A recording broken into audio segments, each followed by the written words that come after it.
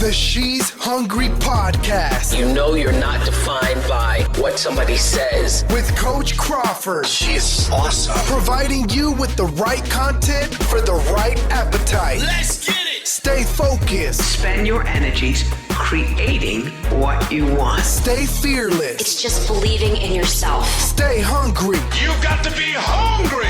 And now, Coach Crawford. Hey everybody, this is Coach Crawford with the She's Hungry podcast, here with another episode talking about women who are hungry, focused, and fearless. And I am here in the She Cave today with our special guest, a woman who I have recently had the opportunity to meet and to build and start a relationship. I have with us today is Ashley Murphy. How are you doing today? I'm doing so good. Thank you so much for having me here today. I'm just glad that you said yes to the call.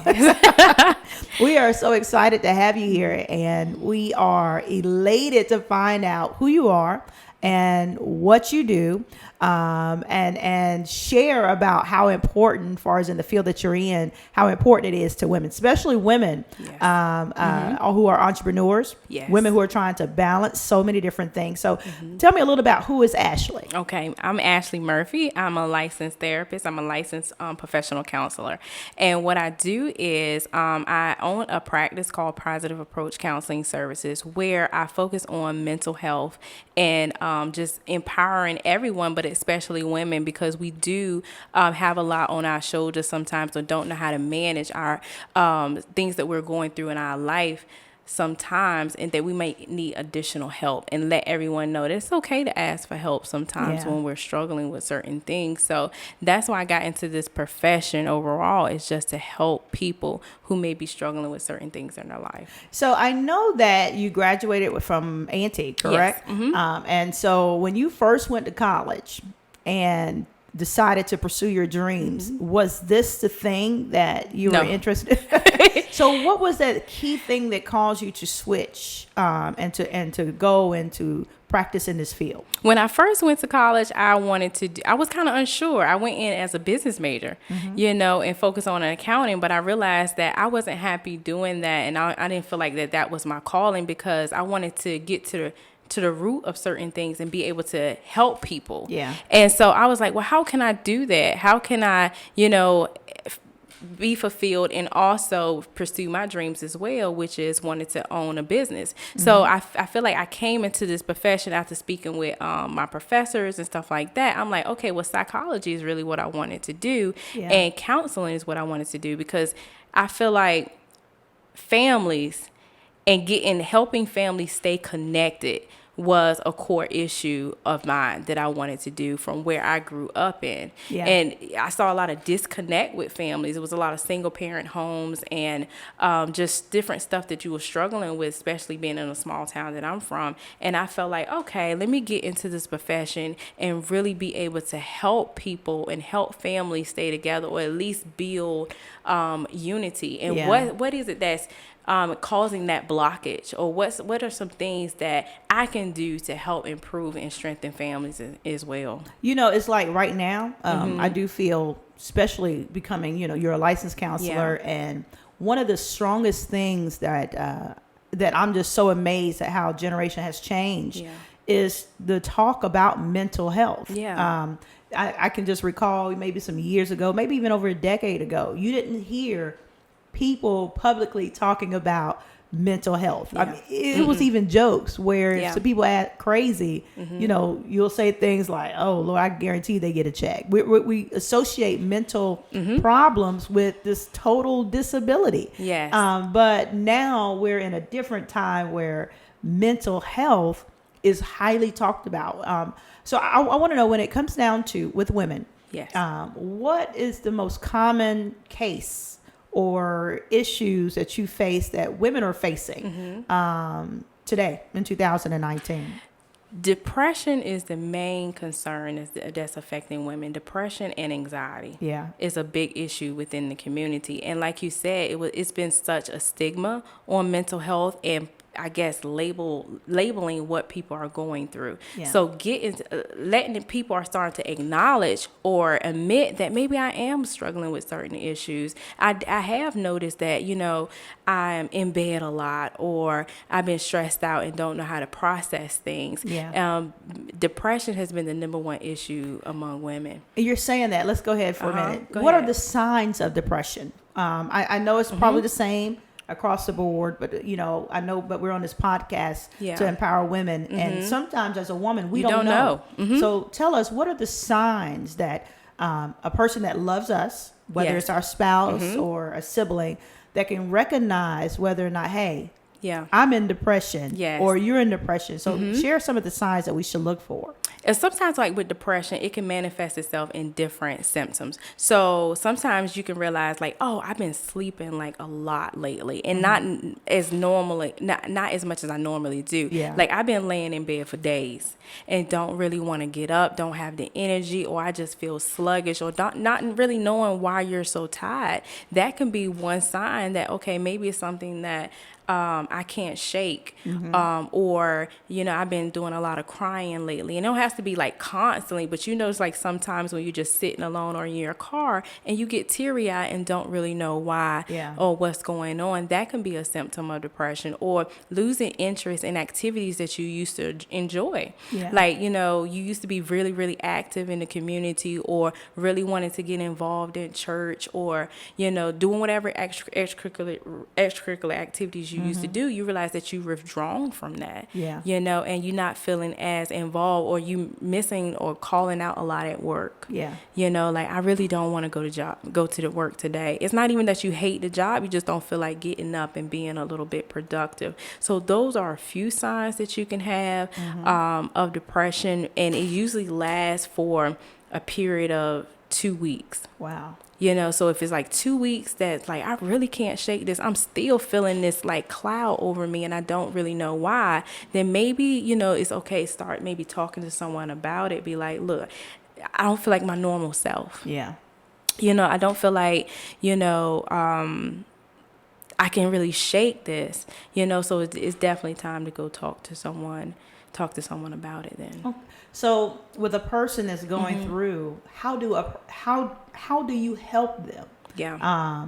If I fail to see it, but as an individual, myself, if I can't catch myself after those 2 weeks, and 2 weeks have changed to 3 weeks or 4 weeks, how do I, as an individual, see this in you and say, hey, I need to help you? Yeah. You can reach out to them, like, call and check up on them. Be like, look, I noticed you weren't feeling too well. You were just sluggish, the last few days. I just wanted to call and check up on you to make sure you're getting up, you're getting out, and have that conversation. Was it something that you're going through? Is something that you really need to talk about, and encourage them to get up and get up and about. And then if they still like resistant, be like, look, this don't seem like you. Yeah. What's going on? Like, especially if you're trying to get them to go out to eat or go out, and this is not in their normal character or characteristic, then encourage them, like, look, if you talk to me about it. If you don't want to talk to me, then maybe talk to someone else. And sometimes it's hard to talk to people Yeah.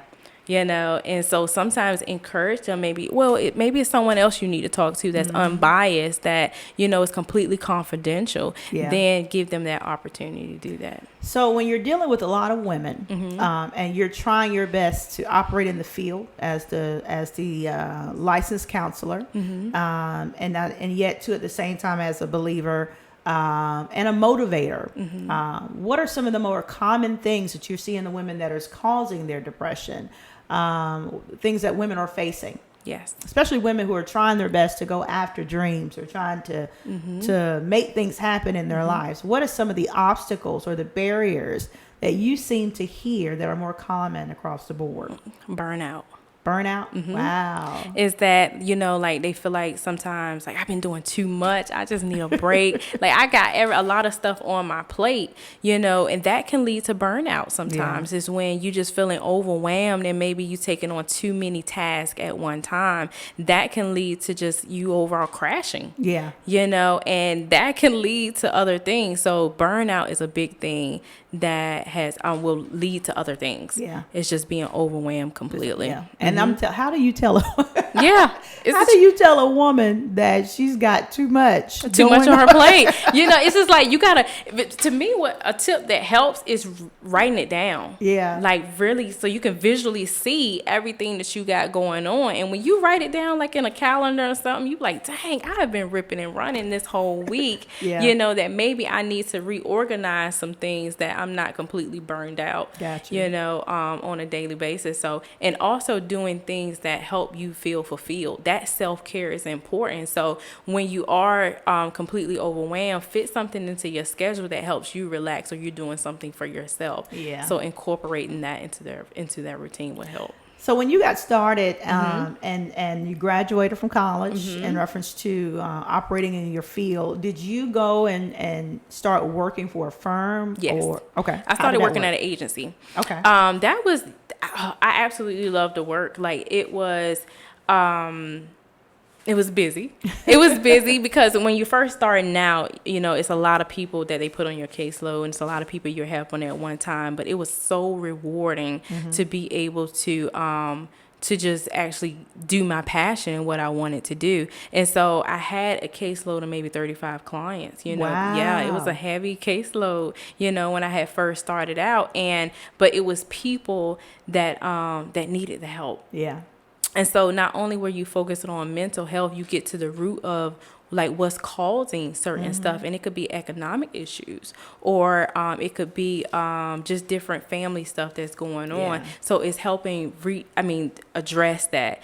But for my own personal reasons, like working at an agency, it was a lot in working with so many people that I wanted to get into private practice where I could, I feel like I had that more time and structure to help with people, more one-on-one instead of me getting burned out myself, because even therapists, we have to pay attention to that. So is that the reason you stepped out from the agency to do your own? That's not the only reason. Okay. Because I knew even getting started when I was in college, that's what I wanted to do. Have your own practice. I always knew I wanted to, own my own business. So that was always the end goal for me, but with anything, you have to get out there and you have to get your experience. And that was the best experience that I could have got, is that in working within an agency or community, it's a big team of you all, and you working together to help reach a common goal. Yeah.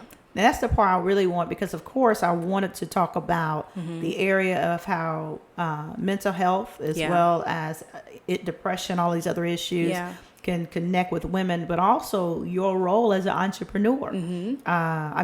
Really taking on the load. I can imagine it was easy going to work, letting somebody else handle the expenses of the office, the utilities, the client, the certain things. All you had to do was be in place and get the assignments that was given to you. But now it's a whole nother you're not only the therapist, Yeah. but you're the business owner. So tell me about that struggle. How long have you been operating your own business? I have been doing this since 2015. So it's been 4 years on your own. On my own. Tell us about that first year. It was so exciting. I was so nervous all at the same time, but I knew if this is something I want to do, I got to get started. Yeah. And sometimes the scariest thing is to take that first step. Yeah. And so that's what I had to do, was take that first step and go ahead on and open my own practice. It was ups and downs, throughout the first year, but at the end it was rewarding. Yeah. How many times did you want to quit? Ooh, probably every day. It was a lot of times that you want to quit, because it's a lot of the unknown. Yeah. Like, hold on, how do I do this or how do I do that? And networking and reaching out to people, not being afraid to ask for help when needed, getting the resources and stuff that I needed to be able to start this practice. So when you started on your own, were you practicing out of facility, or did you immediately? Okay. I had immediately went ahead and found an office space. But the good thing about when I was in school was when I was doing internships and stuff like that, I had already worked at a private practice. Okay. So I got a lot of business experience, and I Yeah. did that intentionally to see the behind the scenes of it. Yeah. So what it would take to actually run a practice. Yeah. So I had got that experience, and then when I got out, I had actually worked in the field at an agency, and then so I combined all that knowledge, and then I was able to open the practice. So with your business, are you looking to add more counselors to your agency? I'm looking to add more therapists and as well as more locations. Okay. To it. So that's the ultimate end goal. For me. But yes, I'm planning to expand.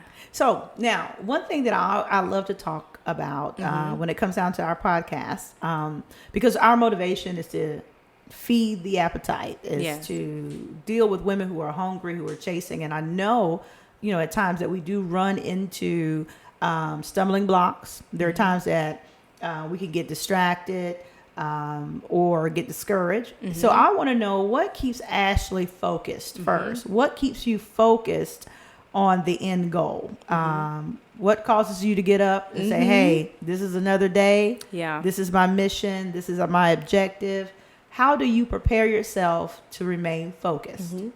Is remembering why I got into the field in the first place. And it is my passion to help people. Every time I see a client come and sit in front of me and to see them progress, that's enough. That's motivation for me. Yeah. Because sometimes people feel discouraged, and if they can sit down and change how they were thinking and feel better about themselves, that keeps me going as well. Yeah. Because not only I try to be an asset to my client, but my clients are assets to me. Yeah. I learn from them as well, and that continues to help motivate me. And not only that, it's also my family and my kids. Like, I know that entrepreneurship is not just for me, it's for them, and I'm teaching them, what it looks like. Yeah.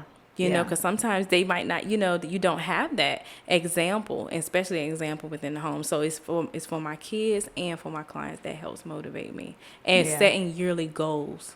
That's good. For myself. Yeah. So I can look back on, like, where was I at the beginning of the year, where I see myself at the end of the year, and keep challenging myself. Yeah. And that helps me stay motivated. So in the times of your business, especially in the last 4 years, and as you were stating, goes up and down. It does. And we talked about you remaining focused. What fuels you to be fearless? Okay. Where we know, of course, your children are your why, your clients can be your why, but what is it that stirs what stirs you up to say, I'm doing this, I don't care what nobody say.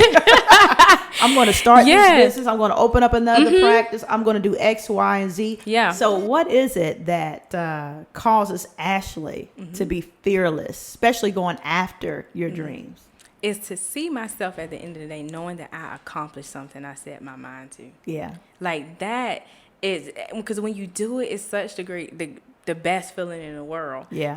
Like, I did this. You can sit back and see your work unfold in front of you. That is a good accomplishment. So just having that hunger, and then, like you said, she's hungry, having that hunger and then actually following through with it is just rewarding. So that rewarding or that past thrill of accomplishment keeps fueling you to say, hey, I did it one time, I can do it again. Yeah, exactly. I can keep doing it again. And I think too, when we are being women in business and chasing after that dream, I think we didn't heard no so many times. That no doesn't phase us anymore. It's like, well, I'm gonna get around it somehow. I can't stop. Exactly. And I think the desire that you have, especially dealing with mental health and helping women and empowering women, I think it's more stronger than anything else that's out there that's designed to stop you. And that's what we were talking about before, about how even now, for you to be young in this field, I can see that you have the potential for this to be stretched. Yeah. Because we're in the era now where, like we were saying earlier, mental health or depression is being discussed. It's discussed. And women are more common or more prone now to say, hey, I need somebody to talk to. And it's okay. Yeah. And it's okay. And I think that it's becoming popular, not in a popular like it's cool. Popular is talked about more often. Yeah. And so on big platforms. Exactly. It's like a wave of saying to the world, hey, ladies, it's okay to talk about it. And that's one of the reasons I really wanted you on as a guest, because women need to hear. They need to hear that it's okay to find someone, if you have to, that you don't know, and talk about issues that may be faced. that you're facing. Like you were stating earlier, the most common thing that you're hearing from your clientele is women being burnt out. Yeah. And, you know, me being married for over 16 years, you know, we go through life like I'm the wife, I'm the mom, I'm the businesswoman. Yes. And he works, but he also expects so for many me to do roles. this. And growing up, my parents been married for over 40 years, and I've seen my mom do the same role. And so you thinking like, am I allowed to be burned out? Or that's true, because you have so many roles that you feel like, oh, I can just keep going. I can keep going. I have but to keep when going. do I exactly? But when do I stop at least for a second? Yeah. To take care of myself. Yeah, and some people could say it's easy, but it's not. When you are, it's a habit. Every day if you're practicing the same thing over and over again, it's natural. Exactly. And I think when we first met, I remember saying that, you know, insurance, when we do our insurance every single year, you know, we're required or we're asked to do preventative care. Well, preventative care is covered at 100%. Why? Because they want to prevent something from issues. Yeah. So physicals are every single year. I think it should be a requirement for there should be a mental physical. Yes. So that people at least check in with yourself. At least that to see what's going on. Let me come talk to you and say, Exactly. hey, how's your year been? Yes, exactly. You know, and maybe there is some things that that can unfold. Yes. But at least I'm given that opportunity where I don't feel like and allowing yourself to feel. Yeah. Because some people, when you constantly going on all the time, that you're not taking time to really reflect on some stuff, or you have bottled up emotions and don't even realize it. Yeah. You know, that sometimes they come out. Yeah. You know, so you want to prevent that. So Yeah. you want to make sure you're taking care of yourself, checking in with yourself, checking in with your emotions, so that it doesn't build up and it leads to that burnout. What are some bad results of not dealing with depression or mental health? What are some of the worst cases or things that can happen? Yes. I always say, you know, the best thing is finding healthy ways to cope. So there are also unhealthy ways of coping, you know, so you can just crash. Yeah. You know, completely crash, isolate yourself, you know, not running, be around anybody, you know, not leaving the house at all, you know, or physical stuff, you know, it can manifest itself into physical stuff, you know, to help feel emotions or stuff like that. So you have to take preventative measures to make sure that you're not crashing. Yeah. And that's something that we really don't want. Women, men at the same time, Both, of course, yeah. but we don't want to have to feel like, you know, they got to take those type of measures, steps, in order to find, because it's help out there. Yeah, it's definitely help out there, and don't be afraid to take that next step, because if you don't implement change, then it's gonna stay the same way. Yeah, I believe so. That Even that simple change could be just the way you've been thinking. Yeah. So check those negative thoughts. If you're having negative thoughts, redirect that into something more positive. So because everything, you know, can start with just being self-aware. That you're even doing it. Because sometimes, like you said, if a friend notices, sometimes we may not notice it. Yeah. So I always say, when clients first come to my office, that's step number one, is self-awareness. Yeah. And so it's not only just a depression, it's grief. Grief, anxiety. Anxiety is big. Gosh. Yeah. Anxiety. But anxiety will be associated with overwhelmed, correct? Being overwhelmed. Yeah. Because I mean, the racing thoughts, you know, the racing thoughts, or the fidgeting, or just can't, you know, pacing. It's different ways that feeling of overwhelmed can manifest itself too. So tell us how let me say this first. Should a person have to wait till they go through or feel like they're overwhelmed to seek out your help? No. Definitely. No, whenever you feel like, I just want to talk to someone, or it's been some stuff that I've been, you know, wanting to address, then come to therapy and do that. And I don't necessarily just focus on just emotional goals, but what are some personal goals that you have that you want to work towards, and what are some roadblocks? We're gonna figure out what those roadblocks or those barriers is to help you reach the next level. So it's not just, don't think that, you know, going to a counselor is just for your emotional well-being, but helping you become the best version of yourself. You know. So tell us, how can if you are in the area, because we are in the city of Greensboro, North Yes. Carolina, how can I find you? Tell us where you are, as well as your website and some of the services that you offer, as well as social media, so that we can make sure that people are in contact with you. Yes. And following you at the same time. Yes. My office is located on West Market Street. It's 4929 West Market Street, Suite 2120. Okay. In Greensboro. Zip code 27407. Yes, I had to think about it. So, and also you can find me on my website at www.ashleymurphylpc.com, and also my social media site, Facebook, on at Ashley Murphy LPC. And so they can find your services, they can find your hours there, they can book you, and tell them, also that what type of payments. You do insurance. Yes, I also take insurance. I take Blue Cross and Blue Shield, Aetna, United Healthcare, all the primary insurances. So don't feel like, look, is this covered? 9 times out of 10, check with your insurance company to see if it's covered. I accept cash, debit cards, or whatever it may be. Don't be afraid to reach out, and don't think that it's not affordable, because it's therapists out there that'll help. Yeah, and I think people got that concept sometimes of television. Yes. And you hear the little jokes behind. It costs them X amount of dollars an hour for therapy, and so people are probably fearful. Yes. And if you can't talk to your pastor, you can't talk to if people are in church. You know how they find that spiritual guidance. Then seek out. Yes. A counselor, someone that you need, or someone that can definitely understand and give you that type of perspective that you need. Because I always tell people counseling is an investment in yourself. It is. You're going to learn tools and stuff that can help you throughout your life. Yeah, I believe it is. Like I said before, we're in a different era. Yes. And I can just imagine my mom thinking that we're in counseling and what's wrong? Yeah. Automatically thinking, assuming that something's wrong. No, and it could be for self-growth. Yes. Self-growth. Or I'm trying to find what's right. Yes. Or, it don't mean it's something wrong. Or find healthier ways to cope. Because I notice, like, when I'm stressed out, I just isolate myself. Well, maybe it's a healthier way of coping. Exactly. So I appreciate you so much, You are Ashley. so welcome.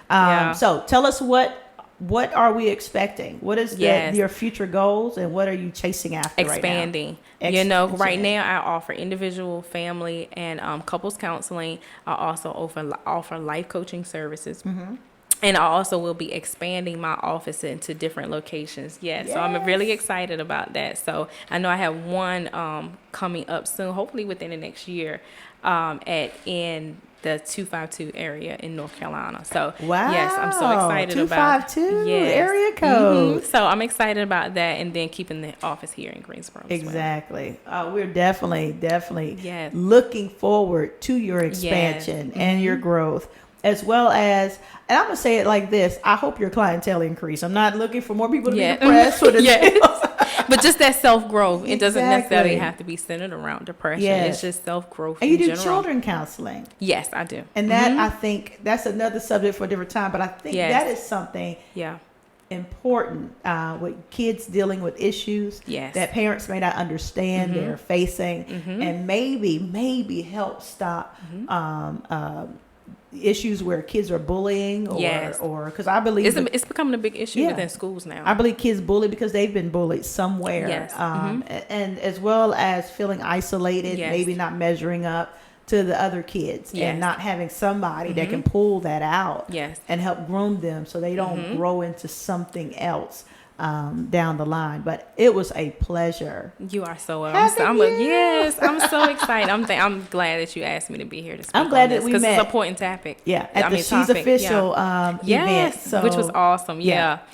So I'm just glad you came. So any last words, your website, shoot us your website one more time. www.ashleyMurphyLPC.com. All right. And where can we find you on social media? It's Ashley Murphy LPC on Facebook. So go like and share. Y'all, we are so excited to have Ashley Murphy with us today. And we are excited about what she has shared, the information. This was another episode of the She's Hungry podcast. This is your host, Coach Crawford, and we are out of here. This is the She's Hungry podcast with Coach Crawford.